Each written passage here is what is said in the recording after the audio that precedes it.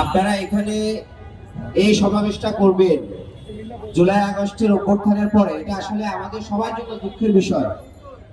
আমরা যারা রাজনীতি করছি, রাজনীতির সাথে আছি, এবং আমাদের বর্তমান সরকারের জন্য অত্যন্ত দুঃখের এবং একটা কালো অধ্যায় বলে আমি বিবেচনা করি। কারণ আমাদের এখন যে কয়েকজন উপদেষ্টা আছে, তার মধ্যে আমাদের মাননীয় অর্থ উপদেষ্টা, বাংলাদেশ ব্যাংকের সাবেক গভর্নর ডক্টর সালাউদ্দিন আহমেদ অত্যন্ত সৎ এবং বুদ্ধিমান এবং অত্যন্ত দক্ষ এবং দূরদর্শী। তিনি এই যে আপনারা আজকে যে আসছে যে বিষয়টা নিয়ে,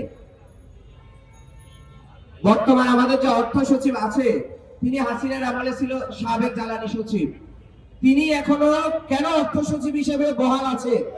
এটা যদি আমরা চাই, আপনারা বড় জায়গায় হিট করবেন। আমি আপনাদেরকে ছোট্ট কিছু কথা বলে আমার বক্তৃতা শেষ করব। আমি আপনাদের সাথে সংগতি জানাতে আসছি বাংলাদেশ সাধারণ অধিকার পরিষদের আহ্বায়ক হিসেবে।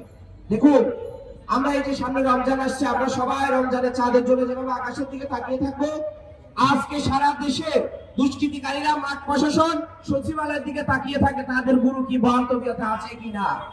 আমরা দেখছি বেশ কয়েকজন সচিব যারা এই খুনি হাসিনার সময় 14 এবং 18-র মতো ন্যাক্কারজনক দুটো নির্বাচনের সময় ডিসি দায়িত্ব পালন করছে, আজকে তারা সচিবালয়ের বহাল তবিয়তে সচিব হিসেবে আছে। তো এটা আমাদের জন্য খুবই দুঃখের বিষয়। যারা শেখ হাসিনার আমলে ডিসি ছিলেন এবং বিভিন্ন বিভাগের বিভাগীয় কমিশনার ছিলেন এবং সচিব ছিলেন নির্বাচনের আগে, তারা এখন পর্যন্ত সচিবালয় কাঁপাচ্ছে, তারা সচিব হিসেবে বহাল তবিয়তে আছে। তা আমি মনে করি যে যতদিন পর্যন্ত সচিবালয় ঠিক না হবে, ততদিন পর্যন্ত আপনার আমার ভোগান্তির কোনো কমতি হবে না। সুতরাং সচিবালয় থেকে খুনি হাসিনার দুষ্কৃতিকারীদেরকে যদি আমরা সরাতে সক্ষম হই, তাহলেই আমাদের দেখবেন যে পুরো বাংলাদেশ ঠিক হয়ে গেছে। তো এই সচিবদেরকে কারা বসিয়ে রাখছে? পরিকল্পিতভাবে এই সচিবদেরকে খুনি হাসিনার দোসর এবং রয়্যাল এজেন্টরা বসিয়ে রেখেছে। আপনারা জানেন এই সচিবরা সাবেক বর্তমান যে জনপ্রশাসন সচিব, তিনি 42টা ডিস্ট্রিক্টের যে ডিসিকে বসিয়েছে, সেটা নিয়ে আমরা অর্থের বাণিজ্যের কথা শুনেছি। আমরা রয়্যাল থেকে 20 জনের কথা শুনেছি যারা রয়্যাল এজেন্ট হিসেবে বিভিন্ন জেলায় আজকে বহাল তবিয়তে আছে ডিসি হিসেবে। তাহলে আমরা শুধু মুখে মুখে বলবো যে 5 আগস্টে জুলাই গণ অভ্যুত্থান হয়েছে, আগস্টের 5 তারিখে বাংলাদেশ স্বাধীন হয়েছে। কোথায় বাংলাদেশ স্বাধীন হয়েছে? আমরা কি পেরেছি সচিবালয়কে সেই আওয়ামী প্রেতাত্মা এবং রয়্যাল এজেন্টদের মুক্ত করতে? যদি আমরা না পারি, তাহলে আপনারা রাজপথে আছেন, আমরাও রাজপথে আছি, এবং আমাদেরকে আরো লড়াই সংগ্রাম করতে হবে। আমরা যদি মনে করি আমরা এখন পর্যন্ত স্বাধীন, এটা ভুল হবে। যতক্ষণ পর্যন্ত বাংলাদেশে নিরপেক্ষ প্রশাসন না আসবে, এই খুনি হাসিনার প্রেতাত্মাদেরকে বের করে না দেওয়া হবে, ততক্ষণ পর্যন্ত বাংলাদেশটা ঠিক হবে না। আপনারা দেখেন গতকাল রাতে আমাদের প্রধান উপদেষ্টার বাসভবনের সামনে যারা আহত, তারা চিকিৎসার জন্য সেখানে গিয়েছে। এটা কি যাওয়ার কথা ছিল? তো বাংলাদেশ আসলে এখন কিভাবে চলছে, কারা চালাচ্ছে, কে চালাচ্ছে? সচিবকে বললে বলে যে উপদেষ্টা, উপদেষ্টাকে বললে বলে যে প্রধান উপদেষ্টা।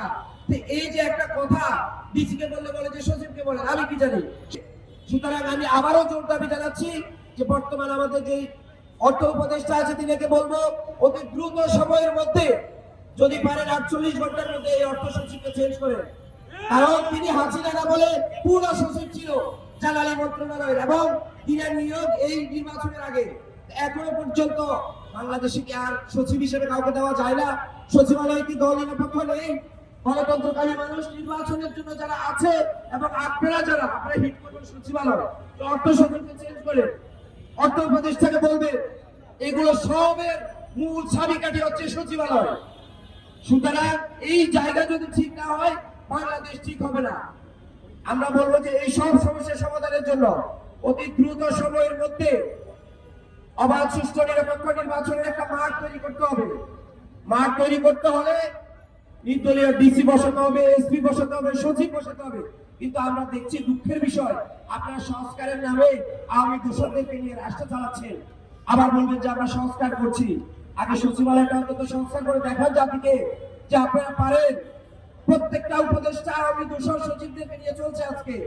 সুতরাং আমার আপনার প্রত্যেকের কপালে দুঃখ আছে, এবং এই যদি প্রশাসনের অবস্থা থাকে, আগামীতে কবে নির্বাচন হবে, কারা নির্বাচন দিবে, সবকিছু অনিশ্চিত। একটা গোষ্ঠী বসে আছে, তারা আজকে আওয়ামী লীগকে পুনর্বাসন করার জন্য। সুতরাং এই জায়গাগুলো ঠিক করতে হলে আমি আবারও বলছি, এই সরকারের নির্বাচনের পথে হাঁটা ছাড়া অন্য কোনো মানে পথ খোলা আছে বলে আমরা মনে করি না। কেন আছে বলে আমরা মনে করি না? কারণ সরকার রাষ্ট্র চালাতে ব্যর্থ হচ্ছে সম্পূর্ণ।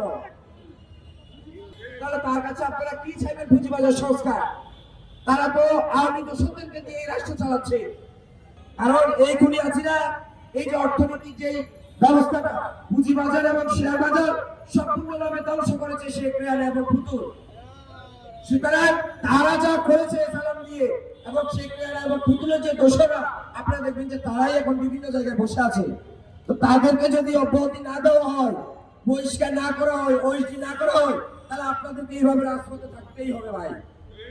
কারণ আমাদের দেশ, আমরা বলছি এটা আমাদের সরকার, কিন্তু আসলে সরকার যে কার এই সরকার নিজেও জানে না।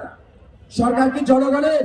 কেউ বলছে সরকার জনগণের, কেউ বলছে সরকার বিপ্লবীদের, কেউ বলছে সরকার জামাতের, কেউ বলছে সরকার বিএনপির। আসলে সরকার কার এবং কিভাবে রাষ্ট্র চালাচ্ছে সেটা একমাত্র সরকারই জানে। আমরা জানতে চাই কবে সচিবালয়ে আমি দূষণমুক্ত হবে এবং এই বর্তমান অর্থ সচিবকে পদায়ন করে আপনার নতুন অর্থ সচিব দিয়ে বাংলাদেশের অর্থ ব্যবস্থাকে বেড়ে সাজাবেন। ডেইলি বিডি টকস, সকলের কথা বলে।